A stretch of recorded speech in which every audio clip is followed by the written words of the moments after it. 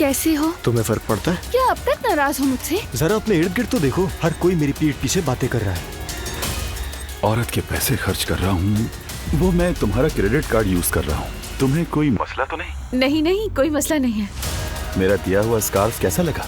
बहुत अच्छा लगा। चलो आओ अब एक अच्छी सी सेल्फी लेते हैं। क्या मेरे साथ ये सब कुछ करना मुमकिन है रेहान? मैं तुमसे इसका हिसाब लूंगी। खुदा गारत करे इसे।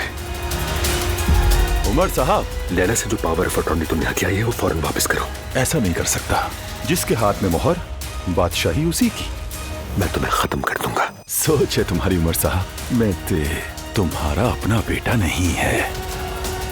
ये वो जड़ी बूटियों का निचोड़ है जो हमल गिरा देता है, उसकी चाय में मिला देना। जैसे ही हमल गिरेगा उसका, तुम सही हो जाओगी। बच्चे अब काफी हरकत करने लगे हैं। मैं बाकायदगी से हर्बल चाय पीने लगी हूँ और ये तुम्हारे लिए भी लाई हूँ। अल्लाह शिफा दे।